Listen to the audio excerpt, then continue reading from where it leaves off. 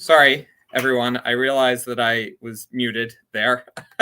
Well, getting back to our wonderful online programs. So I will start over. Good evening, everyone, and thank you so much for joining us for tonight's extremely timely discussion. For those who do not know, my name is Tim Horgan, and I am the Executive Director at the World Affairs Council of New Hampshire. The Council is a nonprofit located in Manchester, New Hampshire, that is dedicated to bringing you insightful discussions on pressing global issues to help people better understand the world around them. Before we get into tonight's discussion, there are a few things I would like to mention first. As a nonprofit, nonpartisan membership organization, the World Affairs Council of New Hampshire relies on the wonderful support of its members, donors, and sponsors. I would be remiss if I did not give a special shout out to our mission partner, Southern New Hampshire University, who provides critical support to ensure the sustainability of our work. In addition, thank you all to our wonderful members and donors who are listening here tonight, as you are the lifeblood of this organization. Without you, none of this would be possible. If you're not yet a member, please consider joining this wonderful community and sending a message to the world that you support global understanding. Also, as a nonpartisan organization, the Council does not take any stance on policy, politics, parties, or candidates. We are the platform for globally focused discussions and hope that you will formulate your own opinions based on the information presented here tonight.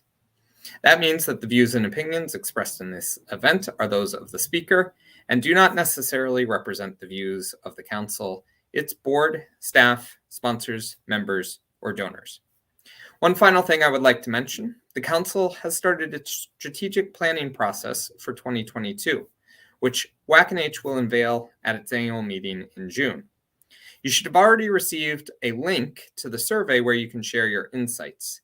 We ask that everyone takes this survey to help us better understand the ways we can serve you as a community. Make sure that your voice is heard today. All right, enough about the World Affairs Council of New Hampshire. Let's get to the good stuff. We're honored tonight to host this discussion on the ongoing conflict between Russia, Ukraine, and NATO.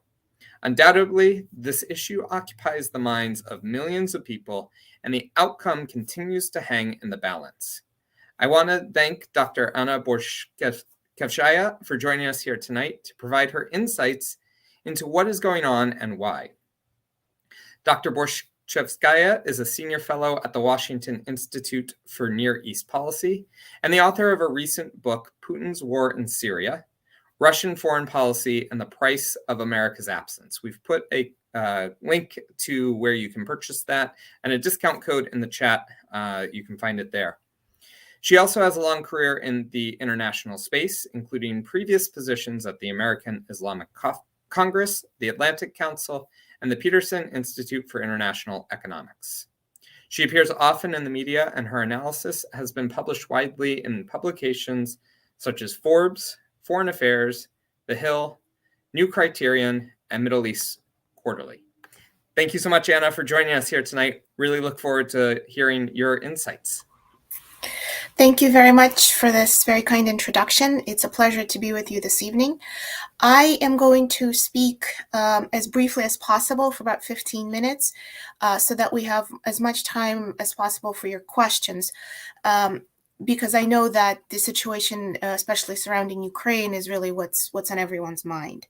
But first, I'm going to say a few words about my book and about how the topic of the Russian-Syria intervention connects with Ukraine. So my book goes into, does sort of a deep dive into the Russian-Syria intervention and puts it into the broader Russian foreign policy context and also historical context. And some of the key sort of points that I'd like to leave you with is that, first and foremost, historically, Russia, for most of its existence as an independent state, was present in the Middle East. And the Syria intervention was not nearly as unprecedented as it might have seemed at the time. The second key point is that many commentators at the time of the intervention thought that that Syria would become another quote unquote quagmire for Russia. That is, Russia would overextend its resources, very similarly to how the Soviet Union overextended itself in Afghanistan, an event that by some accounts contributed to the unraveling of the Soviet Union. But the fact of the matter is, Putin's Syria intervention was designed precisely to avoid a quagmire. If you look at the military campaign, the domestic campaign, the political campaign, basically the whole spectrum of Russian activities, it was clear that the Russian government took what we might call a whole of government approach to have a limited, a fairly cost-free intervention. In other words, Putin achieved a number of key objectives without incurring crippling costs. My next point is that there are many reasons why Putin went into Syria. Some are more debatable than others. In many ways, Syria really encapsulated such a unique multitude of Russian state interests, both long-term and short-term, tactical and strategic. And I'm happy to talk about it in more detail during Q&A, but really the fundamental issue, the fundamental reason was really not about Syria. And this is the point that I make in the book. The Syria intervention was not really about Syria. It was about the Kremlin trying to resist the U.S.-led global order, trying to erode the U.S.-led global order by preventing the United States from ousting yet another authoritarian leader. The reason why this is important, for one thing, is because the situation in Ukraine right now is also not really about Ukraine. It is a little bit about Ukraine, but mostly not. And here is where there's a lot of connections. If you look at the Kremlin today, the roots of Russia's current foreign policy go back to the 1990s. They go back to the fall of the Soviet Union, and ultimately to a group of people who were relatively more hawkish, more hardliners, sort of as opposed to the pro-Westerners, and people who believed that the U.S.-led global order had disadvantaged Russia. Chief among these individuals was a man named Yevgeny Primakov, who became Russia's foreign minister in 1996 and formally articulated a vision of what he called a multipolar world. So when Russian officials talk about a multipolar world, and we hear this routinely, we've been hearing it for years, they routinely decry what they call the rules-based global order. And in other words, the values in the rules-based global order they perceive as Western-centric as opposed to universal. All of these ideas go back to sort of that very short period in the 1990s when Russia's liberals did not really get a fair chance and ultimately became discredited very quickly. Russia lost that window of opportunity to turn into a liberal democracy. And it is from that pool that Vladimir Putin had ultimately come about. So in fact, the idea of pursuing a multipolar world as an alternative to the US-led global order did not begin with Putin. It preceded him. And why does this matter? Why does it matter about Ukraine? Well, it matters because Putin and his circle from the very beginning essentially have been looking at the West, not only looking at the West with hostility and distrust, but ultimately sought to play out the ending of the Cold War differently. In other words, it's simply have another Yalta. They were unhappy with the terms of the ending of the Cold War, and it is not so much that they're not really looking at all to return to communism. But they are looking for a victory because the fall of the Soviet Union was a strategic loss, and they want to reverse that outcome. Ukraine, in this sense, of course, matters for a whole host of reasons, again, both for long-term historic, cultural, and so forth. And it has to do with how Putin simply does not consider Ukraine to be a real state. And he said this much publicly many years ago. One of my most notable comments of Vladimir Putin is one that has not received a lot of attention, and that is that he said once, very few states have true sovereignty.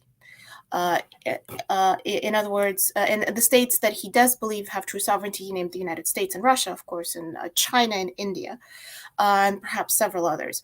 So in this view, again, this goes back to a fundamental clash of values. In the rules-based global order, small states matter. Their sovereignty matters just as much. But in Putin's world, coincidentally, there are also limits to what the states can do to its citizens. So the concept of sovereignty is also not absolute. This view has been slowly coming to a clash with Russia's view that still views the world in more imperial terms, with the idea that great powers have spheres of influence, and great powers have more rights and privileges. And in terms of what they do to their own citizens, and in terms of how they act abroad as well. So for years, we've been seeing this encroachment, and now these values are really coming to an ultimate clash. That is what's really at stake here. It is not just about Ukraine, because Putin's demands ultimately go back to 1997. Putin wants to expel the United States from Europe. He wants to fundamentally renegotiate the entire European security architecture, and that will have global implications. Certainly, that matters beyond Europe also, because strategically, the Mediterranean, where Russia now has a permanent military presence in Syria, now bolsters not only Russia's position in the Black Sea, but more broadly in Europe. So whereas we historically, since the end of the Cold War, tended to compartmentalize Europe and the Middle East, the Russian state had always looked at these geographically from a much more holistic perspective. And not only was this more of an integrated approach to geography, but also, especially since the end of the Cold War, most scholars have really, again, focused on Russia and Europe. But for most of its history as a state, the Russian state cared about what it's called its vulnerable southern underbelly, and that is Middle East together with Central Asia and the Caucasus, at least as much as it cared about Europe. So again, we have two fundamentally different worldviews, not only in terms of values, but also perceptions of threats and interests, and how we ultimately resolve these issues. So what's happening in Ukraine right now really is having, of course, reverberating globally. Perhaps two key points that I'd like to leave with so that we can get into Q&A is first, that no matter what happens, nobody ultimately knows whether or not Putin has made the decision to invade, although that seems fairly likely. Even if he does not, this crisis is going to stay with us one way or the other for at least this year. And so even if this Wednesday or after February 20th, we don't see a Russian incursion, and I don't want to say a full-on invasion, because a small incursion matters just as much. And if anything, I think the Russian state would like to have a small incursion, similar to how it handled itself in Syria. So the military lessons of Syria will also be applied to Ukraine, and we're already seeing that now, and I'd be happy to explain that during Q&A. So the other part, of course, is that for as much as President Biden wanted to pivot towards China, and earlier over the summer he wanted to have a stable, predictable relationship with Russia, again, so that he can focus on China, we're seeing that that's simply not going to happen.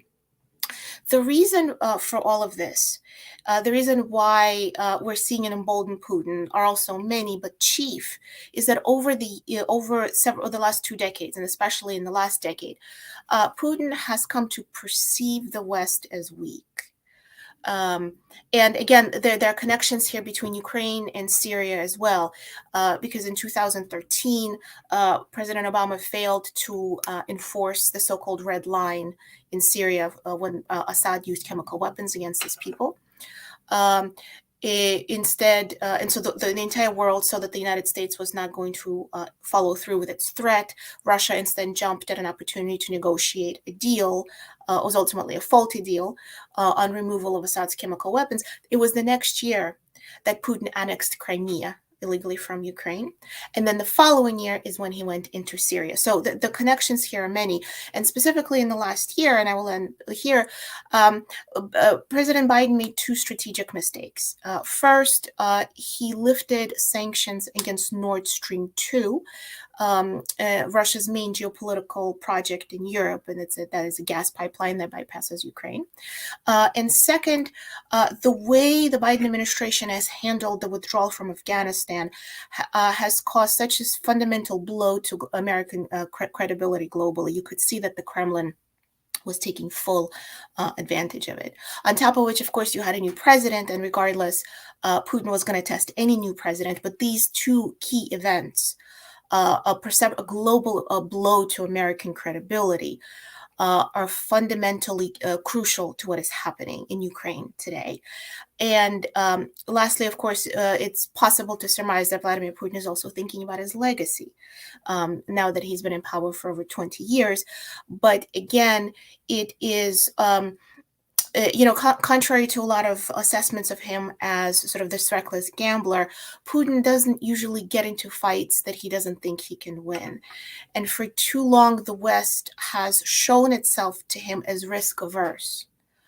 And so where Putin had employed, again, this whole of government approach, including coercion and compellence, the West has mainly focused on sanctions and diplomacy, a little bit on military aid.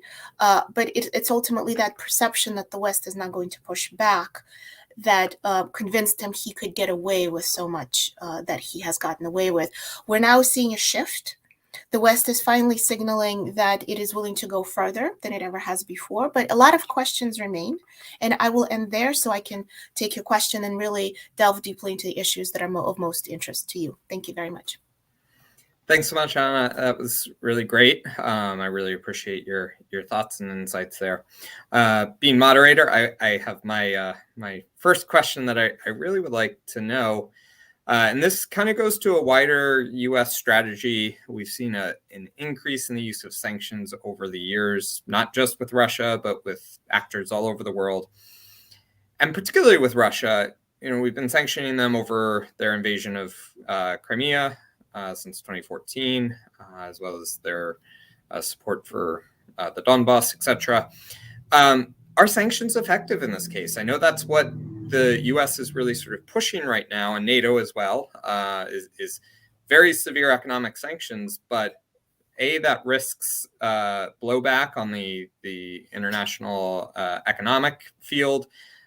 Gas and oil prices are very high right now, and obviously Russia is a big supplier of that to Europe, as you mentioned, with Nord Stream 2 potentially coming online. So is it a viable and reasonable deterrent for Putin to threaten these sanctions? So sanctions, what I've argued over the years is that sanctions are a tool, and it can be an effective tool if it is one of many other tools within a broader strategy. What we've seen instead is that the West has relied on sanctions as a substitute for policy. And so the effect was that sanctions have caused pain, for sure. They've caused a lot of pain, but they have not fundamentally changed Putin's behavior. And there are also many very different sanctions in place, some are more effective than others. And that's a whole separate conversation. But from a kind of a broader perspective, it's also clear that that the Kremlin is expecting more sanctions and they're preparing for it. And especially now with the Ukraine crisis, when we have discussions about cutting Russia off from the SWIFT system, there's also the issue of whether or not that's even feasible, because in order to make that happen, all Europeans have to agree, and they've already signaled that they might not, unless something changed in recent days that I simply haven't seen. So there's also simply that aspect of it. But again, one way or the other, and again, I am for using sanctions as long as it is part of a broader strategy that also includes coercion. And we've simply forgotten how to do that, and that's why sanctions alone have not been as effective necessarily as they could have been. Yeah, and the follow-on question I have to that is, the U.S. is very war weary at this point. The president has said that no U.S. troops will be involved in fighting in Ukraine. A lot of course, big issues, policy issues there, nuclear war potential, et cetera, to consider, more than just sort of public sentiment. But is this, with Ukraine in sort of this limbo state of potentially one day becoming a NATO member, but not there yet? What is NATO and the West's role here? Is this something that we need to, Ukraine is not a treaty ally. They are not part of NATO, so there is no Article 5. Is this something that we should have a forceful response to, or is it something that Ukraine needs to deal with on their own? Where do you land sort of in that question? Sure. Well, first, although Ukraine is not a NATO member, it is a strategic partner. And more to the point, Russia has violated certain treaty obligations towards Ukraine, most chiefly the Budapest Memorandum that stems from the 1975 Helsinki Act. Ukraine and Russia signed the Budapest Memorandum, and the agreement was that Ukraine had to give up its nuclear arsenal that was shipped to Russia. At the time, Ukraine had the third largest nuclear arsenal in the world, and it gave it up in good faith in exchange for Russia upholding its obligations.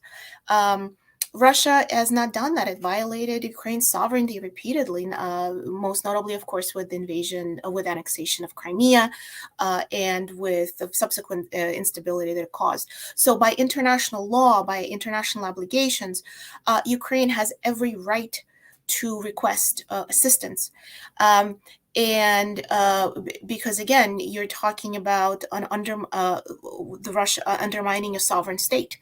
And it was very unfortunate, in my view, that President Biden made this announcement. He did not have to make that announcement. It was probably done more for domestic purposes, but he certainly was not required to do it. The other issue, now, this is more of legal in terms of your obligations of helping your strategic partner, treaties, obligations, and so forth. There's also the issue that this will not end with Ukraine. If Putin gets away with an incursion right now, he is only going to continue. He's going to look. Belarus, unfortunately, is already in his control, although not because Belarusian people want it, but because Putin, Lukashenko basically owes his survival. You could also be looking into the Baltic states as well. Now, the other thing is, realistically, nobody expected Ukraine to join NATO anytime soon. It is, from a practical, realistic perspective, it's simply, and everybody knows that that's not going to happen. It's just that Putin is pursuing these incredibly maximalist demands. And if you think about it, Ukraine, one thing I found interesting is looking at news over the last few weeks is how few commentators seem to realize simply how big Ukraine is. It almost seems to be featured kind of as a small peripheral country, but Donetsk and Lugansk alone, these parts of eastern Ukraine, are about the size of Switzerland. Ukrainian economy is the size of Spain. It is the largest country in Europe. So you're talking about an enormous crisis, the kind of crisis that Europe has not seen for decades. And so failure to act here really brings us back to the 1930s. Okay, I want to bring in a question here from Daniel Murphy. He'd like to know, is it possible in your view that Putin is simply bluffing and wants to use the issue as a negotiating strategy? It seems like a lot of life is at risk on both sides here. Well, certainly, look, if you look at previous Russian buildups around Ukraine, which were different, I will say, those were exactly negotiating tactics. And your question really raises a key point, and that is that Russia uses coercion as a negotiating strategy. It spared, and in this case, it spared no elements of coercion. That's why they, Sergei Lavrov, for example, hinted that they may place nuclear assets in Cuba or Venezuela. So indeed, it is also a negotiating tactic, but it's also clear that things right now are far more serious than they were before. I do think Putin would prefer very much to avoid a large-scale invasion. I think he's looking for some kind of a middle ground, something that again has a low, kind of a more of an aerial component, something that avoids heavy use of ground troops, and if he intervenes, it would be sort of surgically taking out certain parts of Ukraine, helping render it economically inviable, for example, in cutting access to the Black Sea, rather than occupying the entire country. Especially because, again, domestically also the Russian people don't really want war. The domestic narrative is that it is the West that is pushing Russia towards war, but Russia in this narrative is showing restraint. It's a complete reversal of what's actually happening. Yeah, I gotta love the war of words that goes on around all of this stuff, and the different perspectives that people have. And speaking of, we've got a question here from Richard Maloon that I'd love to get your thoughts on. He would like to know, why are we supporting the autocratic country whose most famous event is Chernobyl? How do you respond to a question like that? Very important question. Thank you for asking it this way. Ukraine is not an autocratic country. Russia is an autocratic country. In fact, what bothers Putin so much is that Ukraine is the one country in the post-Soviet space that has resisted a fall into autocracy. Ukraine is a very corrupt country, and that is a different matter. But it is also a country that is ultimately a competitor to Russia when it comes to political values. Since historically, if you go back even centuries, Ukraine always had freedom that Russia did not have. And this really scares Putin. Ukraine has a vibrant civil society that Russia does not have. And this scares Putin because if Ukraine can show that it can develop in this way, it'll serve as an example to the Russian people who might try to oust him as well. This is one of his biggest fears. So Ukraine is a lot of things. Again, it's very corrupt, but autocracy, it is not. Okay, and we've got another interesting question here that came in through email. This person would like to know, is this NATO's fault? Russia claims that they were promised that NATO would not move any further west. We're in this space where NATO has expanded and continued to expand. Can you talk a little bit about what that claim is about? Yes. If you go back to some of the earlier discussions in the 1990s, even Mikhail Gorbachev has written an article some years ago that no written promises were really given to Russia about enlargement. And I'd like to use the term NATO enlargement as opposed to expansion because even here there's a slight linguistic difference. From the Russian perspective, the word expansion is a little bit more menacing than what it really is. Now, in Gorbachev's view, to be fair, Gorbachev did say that NATO enlargement seemed to violate a certain spirit of the time of those discussions, but not any kind of written obligation. Second point on this is that we have a fundamentally different view of how alliances work between Russia and the West. The Warsaw Pact was not a voluntary organization. NATO is. And it is not that NATO went out of its way and expanded and grabbed countries, but that other countries, perhaps seeing Russia's revanchism, applied for NATO membership. And the way NATO structure is set up, this was within the legal rules of NATO to hear their case. Countries did not simply get accepted easily. They had to undergo a whole host of requirements. And only then did they ultimately gain entry into NATO. And lastly, on this point, it is possible, as hard as it might be to believe, it might seem like something out of science fiction, but in the very early 2000s, even Putin had made several comments to the effect that Russia is part of Europe, and therefore NATO cannot be threatening to Russia.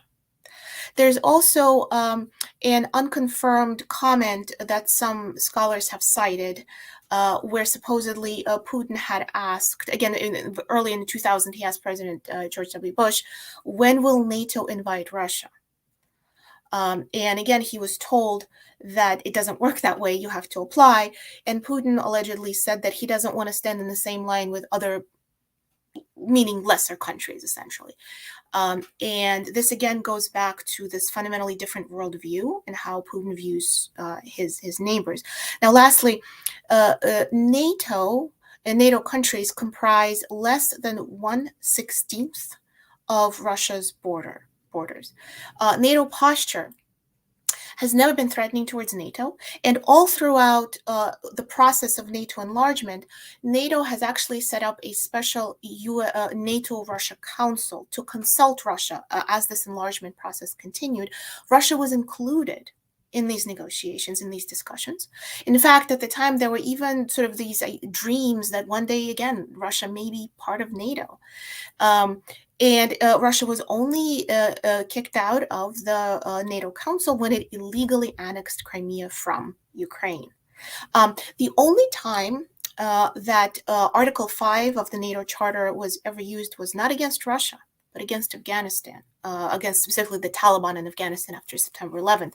And this goes back again to the point that I guess I keep making over and over again, and that is that when the Cold War ended, the West genuinely moved on. We had assumed that we won. This was a very hard battle of ideologies. Communism was discredited, and the West thought that Russia was coming into the fold of liberal Western families.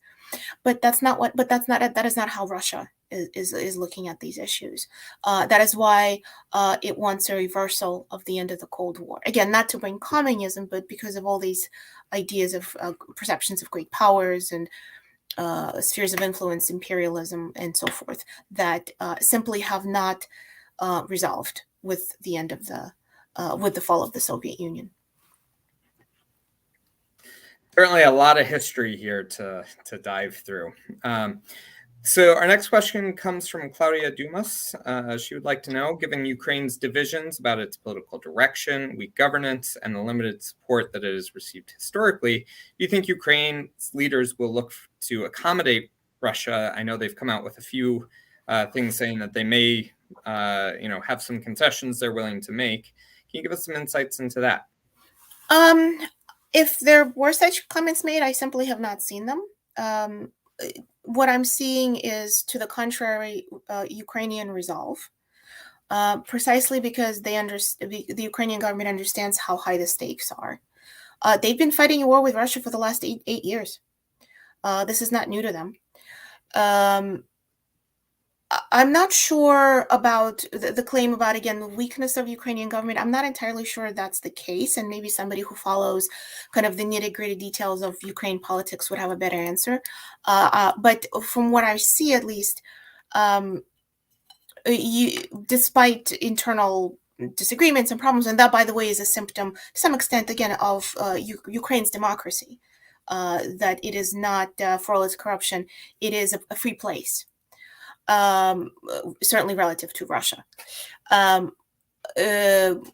There are, of course, there are issues between Zelensky and an oligarch named Akhmetov, and that has come to the fore several times. But by and large, you are seeing that Ukrainians will fight, and I personally have no doubt Ukrainians will fight. Okay, so we've got a question here from Tom. He'd like to know, if we wouldn't accept Russian forces in Mexico or Canada, can we really blame Russia for being concerned about our presence in their neighborhood? Yeah, thank you for the question. This question comes up a lot, and I understand where it's coming from. Look, in theory, every country certainly has security interests vis-a-vis its immediate neighbors. That is understandable. But if you look at our actual behavior towards Canada and Mexico, it is nothing like the way Russia has behaved towards Ukraine. We did not annex any parts of Canada or Mexico. To the contrary, it's more that there are immigrants from Mexico who want to come to the United States, and that's a separate issue. But we are not trying to take parts of either. We're not trying to grab land from our neighbors, and we're not launching cyber attacks or information operations.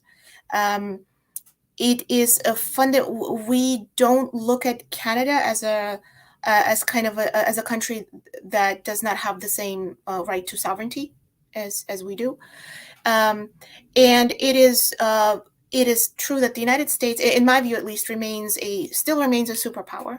And by the way, that could be a debatable point. Some feel that there are many analysts who think that we are in a multipolar world versus a unipolar world.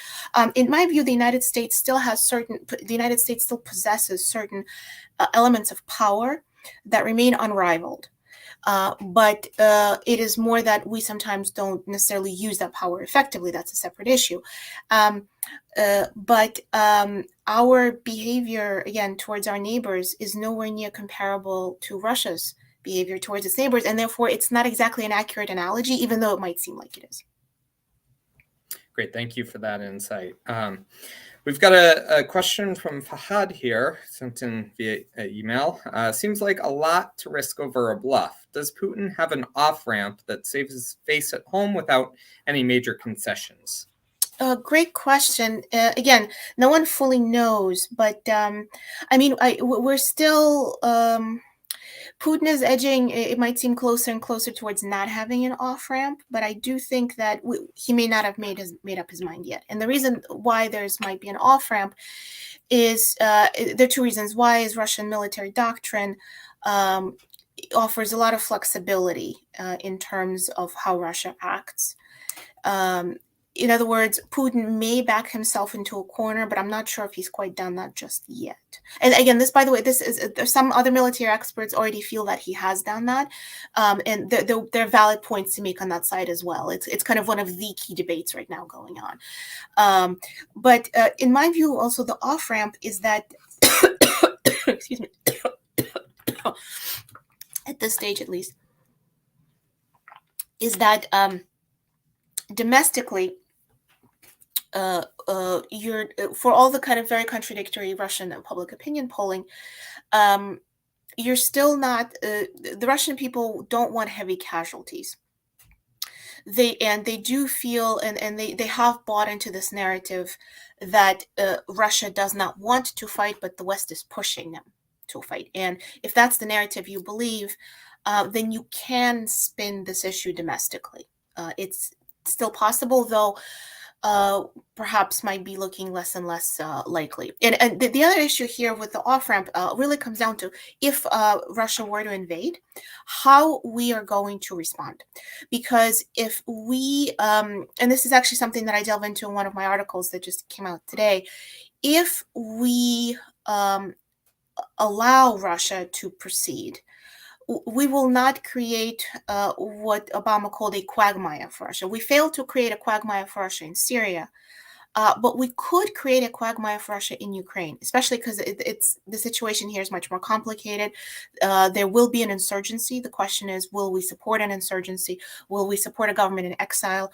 Will we provide opportunities for the Ukrainian military to reinforce? For simply tactical perspective. And if we are able to raise the costs for Russia to the point where it has to overextend and expend a lot more resources than it wants to, then there is no off-ramp. But if we don't do that, and then it is possible to see a scenario where Putin will continue employing the strategy of limited actions. And if you look again at the Russian military doctrine, what chief Russian military officers say, they're pursuing a strategy of limited actions abroad. This was the case both in Syria, and it's also the case in Ukraine, even though it might be harder in Ukraine than in Syria. Certainly. So we've got an interesting question here. So let's say Russia does not invade now. What's to keep it from turning on and off the crisis at a later date? And we've kind of already seen this back last year with some forced movements that Russia was doing to try and exert pressure. So how is this something that we aren't going to, even if Russia invades now and leaves or doesn't invade, how does this not become a recurring issue and a recurring point? Well, the short answer is that it doesn't. And my earlier point was that no matter what happens, this crisis will be with us to stay. One way or the other, for the last 8 years, Russia has been periodically amassing troops and fighting. The war never really stopped. So the short answer is nothing is stopping Russia from doing this again, unless we really step up our deterrence and deter Russia with hard power to a degree to which we have never done before. That's the only thing that will stop it. And would one of those potential deterrents be NATO membership for Ukraine? They announced today that they still want to pursue that path. Does NATO membership eventually, whether Ukraine is ready for it now or not, does that help to de-escalate, or would it escalate tensions even further? I think first of all, the issue of NATO membership, the way I see it, it remains on the table. But again, realistically, it's years away. It should remain on the table. We should not give a promise that Ukraine will never join NATO. That would be one of the worst things we could possibly do. But in terms of deterrence, what I think we need to do is strategically station troops and we've started doing that already, but not to the extent that we need to.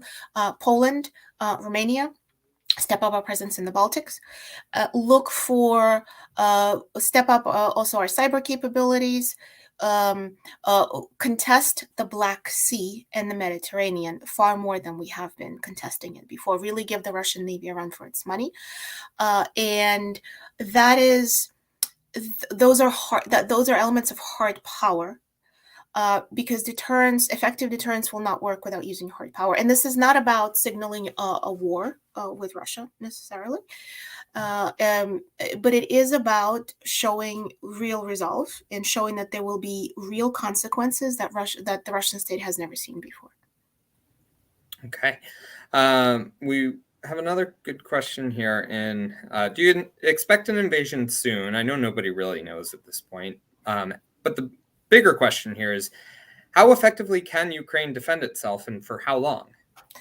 I unfortunately, right, and nobody knows. I unfortunately think a minor incursion is more likely than not. And minor is really not. I'm sorry, minor is not even a good word but a limited incursion. And the question, can the Ukrainian army sustain itself? Going back to my earlier comments, if we do not support Ukraine, unfortunately, this could all be over very quickly. Certainly, the Ukrainian army is in much better shape than it was in 2014. In 2014, Ukrainian politics were in total disarray, and Russia took advantage of this, of distraction, and very stealthily kind of had come in and grabbed Crimea. Right now, it's amassing all of its resources openly, and the Ukrainian military is in much better shape because it fought a war for the last 8 years. They've received advice and, of course, training. But the way that the state of play right now is that Russia has surrounded Ukraine on 3 fronts. Sort of, if we don't have a map right now, but basically, Russian troops are positioned in kind of like this horseshoe pattern around the Russian-Ukrainian border. With Russian troops are in Belarus also, so that's another flank, and then finally, kind of the Black Sea, Crimea, Sea of Azov, that part of that part. So those are 3 fronts, and the point that I made earlier about reinforcements is going to be critical. If the Russian military attacks, they have superior forces in terms of numbers. And no matter how hard the Ukrainians fight, without external help, Russia will overwhelm them.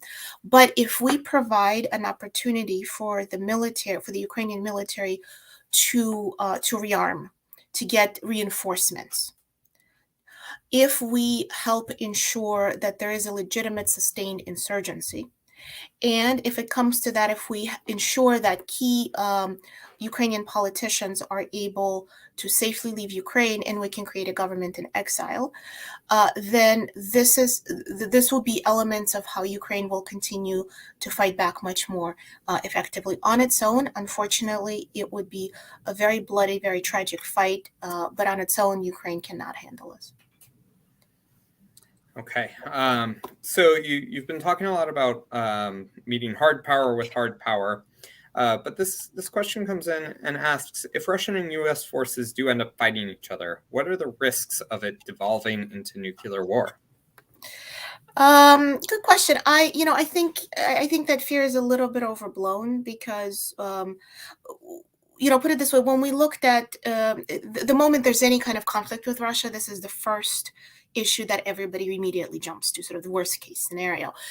When the trouble with that is because we automatically jump to a worst case scenario, it prevents us from acting because we get scared. And what happened in Syria is that once the Russian forces had gone in, the immediate fear was, well, we don't want to fight a war with Russia over Syria. But Russia did not want to fight a war with the United States. Again, in Syria in particular, the reason why Putin went into Syria is because he read correctly that the West had no appetite for serious intervention. It was a very one-sided competition. Again, the state of play is a little bit different right now in Ukraine. We are signaling that we're going to do more, but it's unclear how much more we're going to do. The fact of the matter is, Russia does not want to have an all-out war with the United States, frankly, because it's a fight they know they lose. So although, again, nobody can give you a guarantee. I'm simply saying that we should not, a fear of that should not preclude us from acting in terms of conventional means. All right, we've got an interesting potential solution here for you.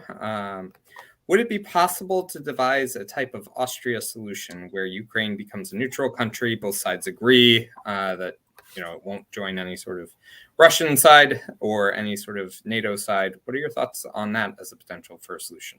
I don't think that's a good solution because, again, that would entail giving a guarantee that Ukraine will never join NATO.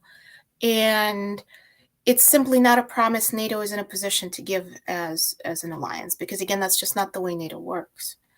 And it raises, again, a whole host of questions of what other countries will Russia demand. It goes back to the same idea that from the Russian state perspective, you have to have buffer zones. You're a great power, and you have buffer zones. But that is not the world that we live in today. It's not the way NATO works. Understand. Okay. We also have a question here from Carlton as to why has Putin decided now is the time to press his hand in Ukraine? Right. So I think there's several reasons. I had mentioned the first perception of American weakness. And there are two layers to this. One is accumulated perception over the years that goes back to Georgia, to Syria, to Ukraine in 2014. And also, specifically in the last year, President Biden's decision to unilaterally lift sanctions against Nord Stream 2, by the way, against bipartisan outcry in Congress, and especially the way the United States handled Afghanistan. I cannot overemphasize enough just what a serious blow to American credibility this debacle was, and how much it is going to harm us for years to come. Senior Russian officials, Russian commentators took full advantage of this. They said things like, for example, even the Soviet Union, after it withdrew from Afghanistan, at least the Afghan government held, but look at how incompetent the United States is. The government fell immediately, and they specifically used the word American credibility. The United States does not have credibility. So these are very important reasons, because again, Putin, contrary to a perception of him as kind of a reckless gambler, really does not get into fights usually that he doesn't think he can win. And of course, again, the other layer I mentioned is that he would have tested any new president, and this was the first year of Biden's administration, so there's also that layer of it. There's also the layer of Putin's own legacy. He's been in power for over 20 years, and he does know, I'm sure, that he can't live forever. So he is thinking about his legacy, and his legacy, he's looking to make it to, again, a reversal of the end of the Cold War. Historically, Russian leaders tend to take territory. That's just what they do.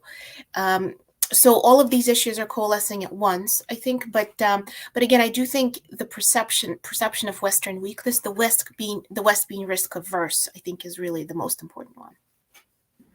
Yeah, we definitely see that in a lot of things going on today. So we've talked a lot about how NATO should not take Ukraine's ascension to NATO status off the table. We've got a question here. Are there any concessions that you think NATO can offer to lower the tensions? And does giving in now lead to Putin and others knowing that they can push the West around? Yeah, I think, I mean, I cannot think of any issues here, because again, these demands that Putin is putting forth are complete non-starters. And this is ultimately, again, not about Ukraine. This is not about NATO. It's about Putin wishing to expel the United States from Europe, to go back to 1997. So no, we can have conversations on other issues such as arms control. But again, from a position of strength, and I just don't see how entertaining such unrealistic demands is going to put us in a strong negotiating position. So with these demands being non-starters, do you think that Putin has overplayed his hand here? Did he think he was in a stronger position than he actually was? And if so, what were sort of those indicators that he got wrong? Well, it's, going back to our earlier discussion, it is possible that he may yet overplay his hand if we push back strongly enough. He is increasingly kind of backing himself into a corner where he will have to act. I think, again, it goes back to how we're going to handle it, and I think the weeks ahead are going to be especially critical. If we do have the ability to put him in a quagmire in Ukraine, the way we did not do in Syria. If we again employ all of our elements of state power, and if that happens, Putin could suffer tremendous loss, a fundamental strategic loss. That could pave the way, perhaps, for reforms in Russia. That could be very positive. Such a catastrophic failure, and this is something I go into in an article that I had put out today. Such a catastrophic failure could finally necessitate the Russian state questioning its core beliefs, and ultimately trying to implement genuine reform. So that is possible if we give Russia, if we put Russia in that position. Okay. I have been sitting on this question because I think it's an interesting one. Does the fact that Ukraine being led by a political novice, a former comedian, make them an easier target? And really, I think what I want to get to out of this question is, what is your opinion of Zelensky's response to all of this? Has he done a positive job, a negative job? Where would you fall on that question? Very good question. Excellent question. I think there are, again, other Ukraine specialists who may be able to answer this question better than I do. My assessment is that he certainly made a number of mistakes. And sometimes publicly, some of his spats with Akhmetov, for example, didn't look very good. It looked from the optics perspective, and there are good reasons for it, by the way. But from a sheer optics perspective, sometimes it looked like he was focusing on minor squabbles rather than focusing on the big picture. So he could have handled some of these issues better. I think, though, what he where he makes up is overall Ukrainian resolve. One thing that Putin has done, and this is Putin, has nothing to do with Zelensky or anybody in Ukraine, where he has fundamentally failed, like nowhere else, certainly not in Syria, is he fundamentally turned the Ukrainian people against the Russian state. I mean, he's literally holding a knife to Ukraine's throat, and they're saying, no, we will fight. And because he's whipped up such, his aggression towards Ukraine has inspired such strong feelings, I think that makes up for some of these shortcomings. Okay, I see we are a few minutes out, so we've got time for one or two more questions. We had one just come in. Again, another policy recommendation or thought, I guess. Would a preemptive strike by NATO put Putin on the defensive and convince him that this is a bad strategy moving forward? So I'd have to. I'm not really sure what kind of strike the audience member has in mind. But rather than a strike, I would say putting weaponry within striking range. Again, simply putting, rather than only providing defensive capabilities, showing some offensive capabilities as well. And that goes back to the points that I mentioned earlier with stationing troops and strategically and contesting the Black Sea and so forth, contesting the Mediterranean. That is how you signal hard power without actually conducting a strike.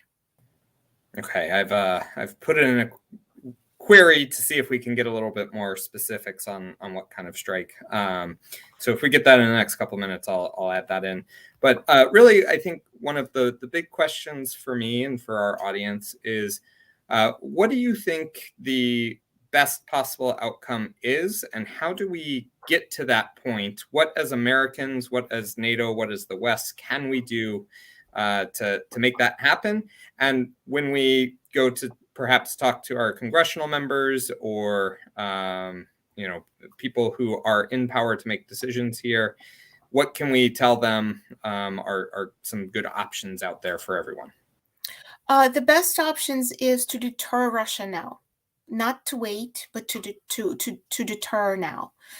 Even with sanctions, frankly, the way we framed this discussion was always, we will enact sanctions if Russia acts, but we could have very well enacted sanctions preemptively. We didn't have to wait.